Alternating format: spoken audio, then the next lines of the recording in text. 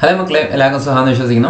നമ്മുടെ ICAR അഡ്മിഷനെ കുറിച്ചിട്ട് നിരന്തരമായിട്ട് കുട്ടികൾ ചോദിക്കുന്ന ചില ഡൗട്ടുകളാണ്. ICAR അഡ്മിഷൻ എപ്പോൾ സ്റ്റാർട്ടാവും, ICAR അഡ്മിഷൻ എന്തുകൊണ്ടാണ് ഇത്ര ഡിലേ ആവുന്നത്, ഇനി എപ്പോൾ തുടങ്ങും, ഇത് എപ്പോഴും അവസാനിക്കും, അഡ്മിഷൻ പ്രൊസീജിയേഴ്സ് എല്ലാം കഴിയുമ്പോൾ എത്രയാവും തുടങ്ങിയ ചോദ്യങ്ങൾ എന്ത് ചെയ്യുന്നുണ്ട്, നിരന്തരമായിട്ട് നമ്മുടെ കമൻറ്റ് ബോക്സിലും അതേപോലെ തന്നെ നമ്മുടെ വാട്സപ്പ് മെസ്സേജസിലും നിറയാറുണ്ട്.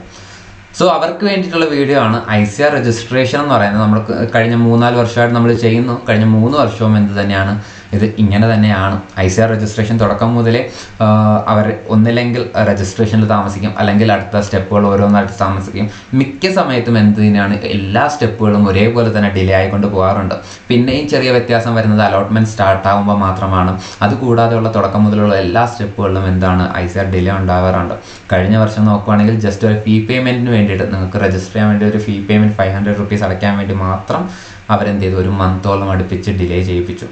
അപ്പോൾ ഇതിലെന്താ ബുദ്ധിമുട്ട് വരുന്നത്, കുട്ടികൾക്കും മാതാപിതാക്കൾക്കും ഇതിലൂടെ എന്താ ബുദ്ധിമുട്ട് വരുന്നത്? അവരുടെ ഈ ഒരു പ്രോസസ്സ് മാത്രം നോക്കി നിൽക്കുന്നവരാണെങ്കിൽ, അഥവാ ഇത് കഴിഞ്ഞിട്ട് ഇതിൽ കിട്ടിയില്ലെങ്കിൽ മാത്രം വേറെ നോക്കാമെന്ന് പ്ലാൻ ചെയ്യുന്ന കുട്ടികളാണെങ്കിൽ, അവർക്ക് ഈ ഒരു പ്രോസസ്സ് എല്ലാം കഴിയുമ്പോഴേക്കും ഓൾമോസ്റ്റ് നവംബർ ഡിസംബർ ആവും. അപ്പോഴേക്കും അഡ്മിഷൻസ്, ബാക്കിയുള്ള സ്ഥലത്തെ അഡ്മിഷൻസ് എല്ലാം എന്ത് ചെയ്യും, ക്ലോസ് ചെയ്തിട്ടുണ്ടാവും അല്ലേ. സോ അങ്ങനെ വരുമ്പോൾ അത് അവർക്കും ബുദ്ധിമുട്ടാണ്. അവരുടെ ഒരു വർഷം വേസ്റ്റ് ആവുകയാണ്.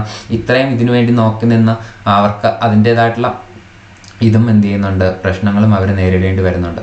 ഇനിയിപ്പോൾ വേറെ ചില വിദ്യാർത്ഥികൾ പറയും, ഇല്ല ഞങ്ങൾക്ക് നല്ല മാർക്കുണ്ട്, ഞങ്ങൾക്ക് വേറെ ഇഷ്യൂസ് ഒന്നുമില്ല, നല്ല മാർക്കുള്ളതുകൊണ്ട് തന്നെ എനിക്ക് കിട്ടും, 500, 600, 650 ഒക്കെ എനിക്ക് മാർക്കുണ്ട് എന്ന് വിചാരിക്കുന്ന വിദ്യാർത്ഥികളുണ്ടാവും. പക്ഷെ അവർക്കും എന്ത് ചെയ്യുന്നുണ്ട്, ഒരു ചെറിയൊരു പണി കിട്ടാൻ ചാൻസ് ഉണ്ട്. അതാണ് നിങ്ങളുടെ ഡോക്യുമെൻറ്റ്സിൽ വരുന്ന റിജക്ഷൻ, നിങ്ങൾ ഏതെങ്കിലും പ്രോസസ്സിൽ വരുന്ന മിസ്റ്റേക്കുകൾ, അങ്ങനത്തെ പല കാര്യങ്ങളിലും എന്ത് ചെയ്യുന്നുണ്ട്, നിങ്ങൾക്കും ബുദ്ധിമുട്ടുകൾ വരാനുള്ള ചാൻസസ് ഉണ്ട്. സോ ഓരോ കാര്യങ്ങളും ശ്രദ്ധിച്ച് ചെയ്തില്ല എങ്കിൽ, അതുകൂടാതെ നിങ്ങൾ ഓപ്ഷൻ രജിസ്ട്രേഷൻ ചെയ്യുന്ന സമയത്തുള്ള കാര്യങ്ങൾ ശ്രദ്ധിക്കണം. അവിടെയും കുറേ കാര്യങ്ങൾ നിങ്ങൾ ശ്രദ്ധിച്ചാണ് ചെയ്യേണ്ടത്. ജസ്റ്റ് കുറേ യൂണിവേഴ്സിറ്റീസ് എടുത്ത് അങ്ങ് ഇടുക, അല്ലെങ്കിൽ നിങ്ങൾക്ക് താല്പര്യമുള്ള 1-2 യൂണിവേഴ്സിറ്റി എടുത്തിടുക, അതൊക്കെ എല്ലാം എന്ത് ചെയ്യും, നിങ്ങൾക്ക് പണി തരാൻ പോകുന്ന ചില കാര്യങ്ങൾ. ഇതിലെല്ലാത്തിനും ചെറിയ കാര്യങ്ങൾ നിങ്ങൾ ശ്രദ്ധിക്കണം. നിങ്ങൾ ശ്രദ്ധിക്കാതെ പോകുന്ന ചില കാര്യങ്ങളുണ്ട്. ക്ലിയർ ആണോ? സോ ഇതെല്ലാം നിങ്ങൾക്ക് കൃത്യമായിട്ട് നിങ്ങളിലോട്ട് എത്തിക്കാൻ വേണ്ടിയിട്ടാണ് നമ്മുടെ ചാനൽ, അതേപോലെ തന്നെ നമ്മുടെ വാട്സപ്പ് ഗ്രൂപ്പ്, നമ്മുടെ കൗൺസിലിംഗ് ഗ്രൂപ്പുകളൊക്കെ ഉള്ളത്. ഓക്കെ, നമ്മുടെ പേഴ്സണലൈസ് കൗൺസിലിംഗിൽ നിങ്ങൾക്ക് ഓരോ കാര്യങ്ങളും, നിങ്ങളുടെ അഡ്മിഷൻ വരെയുള്ള എല്ലാ കാര്യങ്ങളും നമ്മൾ എന്ത് ചെയ്യും, നിങ്ങൾ പേഴ്സണലായിട്ട് തന്നെ ഗൈഡ് ചെയ്യും. നിങ്ങളുടെ അഡ്മിഷനിലോട്ട് എത്തിക്കാനുള്ള എല്ലാ കാര്യങ്ങളും നമ്മുടെ ഭാഗത്ത് നിന്ന് എന്ത് ചെയ്യും, നമ്മൾ ചെയ്തു തരും. ഓൾസോ നിങ്ങളുടെ ഡോക്യുമെൻസിൻ്റെ കാര്യം, നിങ്ങളുടെ ഡോക്യുമെൻസിൽ എന്ത് മിസ്റ്റേക്കുകൾ ഉണ്ടെങ്കിലും നമ്മളത് വെരിഫൈ ചെയ്തതിന് ശേഷം മാത്രമേ നിങ്ങൾക്ക് അഡ്മിഷനിലോട്ട് അഥവാ രജിസ്ട്രേഷനിലോട്ട് നിങ്ങൾക്ക് എന്ത് ചെയ്യേണ്ട ആവശ്യമുള്ളൂ, ഡോക്യുമെൻറ്റ് അപ്ലോഡ് ചെയ്യേണ്ട ആവശ്യമുള്ളൂ. എന്നാൽ നമ്മളത് വെരിഫൈ ചെയ്ത് കഴിയുമ്പോൾ അതിൽ പിന്നെ വേറെ നിങ്ങൾ ഒന്നും നോക്കേണ്ട ആവശ്യം, അതേപോലെ എടുത്തങ്ങ് അപ്ലോഡ് ചെയ്താൽ മതി. നിങ്ങളുടെ ഡോക്യുമെൻറ്റ് ഒരു യൂണിവേഴ്സിറ്റിയും എന്ത് ചെയ്യത്തില്ല, റിജക്റ്റ് ചെയ്യത്തില്ല. അതേപോലെ നിങ്ങളുടെ മാർക്ക് അനുസരിച്ച് നിങ്ങൾക്ക് കിട്ടാൻ സാധ്യതയുള്ള യൂണിവേഴ്സിറ്റികൾ നിങ്ങൾ കൊടുക്കണം. ആ മാർക്ക് അനുസരിച്ച് കിട്ടാൻ സാധ്യതയുള്ള യൂണിവേഴ്സിറ്റികൾ കൊടുത്തില്ലെങ്കിൽ സ്വാഭാവികമായിട്ടും നിങ്ങൾ ആ ഒരു റൗണ്ടിൽ നിങ്ങൾ പരിഗണിക്കത്തില്ല. നിങ്ങളെക്കാളും കുറഞ്ഞ മാർക്കുള്ളവർ എന്ത് ചെയ്യും, ആ യൂണിവേഴ്സിറ്റികളിൽ കയറുകയും അവിടുത്തെ സീറ്റ്സ് ഫില്ലാവുകയും ചെയ്യും. നിങ്ങളുടെ റൗണ്ട് അവിടെ എത്തുമ്പോഴേക്കും എന്ത് ചെയ്യും, ആ സീറ്റ്സ് മൊത്തം കംപ്ലീറ്റ് ആയിട്ട് ഫില്ല് ചെയ്ത് കഴിഞ്ഞിട്ടുണ്ടാവും അല്ലേ. അപ്പോൾ അവിടെയും നിങ്ങൾക്ക് എന്ത് ചെയ്യും, അഡ്മിഷൻ നഷ്ടപ്പെടാനുള്ള ചാൻസസ് ഉണ്ട്. സോ അവിടെ നമ്മൾ എന്ത് ചെയ്യും, നിങ്ങൾക്ക് നിങ്ങളുടെ മാർക്ക് അനുസരിച്ച് കിട്ടാൻ സാധ്യതയുള്ള യൂണിവേഴ്സിറ്റീസിൻ്റെ പ്രിഫറൻസ് ലിസ്റ്റ് നമ്മൾ തന്നെ റെഡിയാക്കി തരും. അപ്പോൾ നിങ്ങൾക്ക് അതെന്ത് ചെയ്താൽ മതി, അതേപോലെ അപ്ലോഡ് ചെയ്താൽ മതി. വേറെ ഇഷ്യൂസ് ഒന്നും നിങ്ങൾക്ക് എന്ത് ചെയ്യുന്നില്ല, അവിടെ വരുന്നില്ല. ക്ലിയർ ആണോ? അപ്പോൾ ഡോക്യുമെൻറ്റ് വെരിഫിക്കേഷനായി, അതേപോലെ തന്നെ നിങ്ങളുടെ പ്രിഫറൻസ് ലിസ്റ്റായി, പിന്നീട് വരുന്നതാണ് ഓരോ സ്റ്റെപ്പ് ബൈ സ്റ്റെപ്പ് പ്രൊസീജിയേഴ്സ്.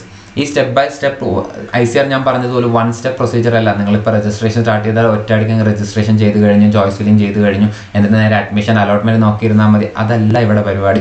ഇവിടെ നിങ്ങൾക്ക് ഓരോ കാര്യങ്ങൾ ഓരോരോ സ്റ്റെപ്പായിട്ട് തന്നെയാണ് പോകുന്നത്. അപ്പോൾ ഇതിൽ ഏതെങ്കിലും ഒരു അപ്ഡേറ്റ് നിങ്ങൾ മിസ്സാക്കിയാൽ തന്നെ മതി, നിങ്ങളുടെ ഒരു വർഷം നിങ്ങൾക്ക് എന്ത് ചെയ്യും, വേസ്റ്റ് ആവും. അവർ വീണ്ടും നിങ്ങൾക്ക് വേണ്ടി ICAR വിൻഡോ ഓപ്പൺ ആക്കി തരത്തൊന്നുമില്ല. നിങ്ങളത് ഓരോ അപ്ഡേറ്റും നിങ്ങൾ ശ്രദ്ധിച്ച് തന്നെ ഇരിക്കണം. ICAR വെബ്സൈറ്റ് ഞാൻ നിങ്ങൾക്ക് ഓൾറെഡി എല്ലാ വീഡിയോസിലും പറയുന്നത് പോലെ തന്നെ ഇതാണ് നിങ്ങളുടെ ICAR വെബ്സൈറ്റ്. ICARcounseling.com എന്ന് അടിച്ചു കൊടുത്താൽ തന്നെ നിങ്ങൾക്ക് ഈ വെബ്സൈറ്റ് കിട്ടും. ഓക്കെ, അഥവാ ICARadmissions.in എന്ന് പറഞ്ഞ് അടിച്ചു കൊടുത്താൽ ഈ വെബ്സൈറ്റ് കിട്ടും. ഈ വെബ്സൈറ്റിൽ ഇപ്പം നിങ്ങൾക്ക് കാണാൻ കഴിയുന്ന പോലെ ഇത് കഴിഞ്ഞ 1 മാസത്തിൽ കൂടുതലായിട്ട് എന്ത് ചെയ്യുന്നുണ്ട്, ഇത് ഇങ്ങനെ തന്നെ ഈ വിൻഡോ ഇങ്ങനെ തന്നെയാണ് കിടക്കുന്നത്.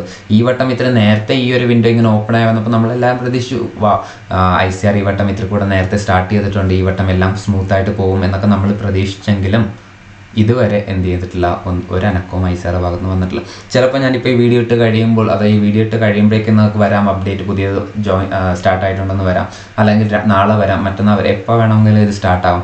പക്ഷേ നിങ്ങളിത് ശ്രദ്ധിക്കുക, നിങ്ങൾ ഈ വിൻഡോ ഇടയ്ക്കിടയ്ക്ക് ചെക്ക് ചെയ്യുക, അഡ്മിഷൻ പ്രോസസ്സിൽ ഒരു തെറ്റും വരുത്താതിരിക്കുക. നിങ്ങൾക്ക് കൗൺസിലിങ്ങിൽ ജോയിൻ ചെയ്യാൻ താല്പര്യമുണ്ടെങ്കിൽ താഴെ കാണുന്ന നമ്പറിലോട്ട് വാട്സപ്പ് ചെയ്യുക. നമ്മുടെ കൗൺസിലിംഗ് പ്രോഗ്രാമിലോട്ട് കുറച്ച് സീറ്റ്സും കൂടെ ഉള്ളൂ. 180+ സ്റ്റുഡൻസ് 200 അല്ലെങ്കിൽ 210 അടുപ്പിച്ച് നമ്മൾ എന്ത് ചെയ്യും, നമ്മുടെ അഡ്മിഷൻസ് ക്ലോസ് ചെയ്യും. എന്നാൽ ഒരുപാട് കുട്ടികളെ എടുത്തിട്ടും നമുക്കത് മാനേജ് ചെയ്യാനുള്ള ബുദ്ധിമുട്ടുകളുണ്ടാകും. സോ നിങ്ങൾക്ക് താല്പര്യമുള്ളവരാണെങ്കിൽ ഉടനെ സ്റ്റാർട്ട് ചെയ്യുക, ഉടനെ ജോയിൻ ചെയ്യുക, വാട്സപ്പിലോട്ട് മെസ്സേജ് ചെയ്യുക.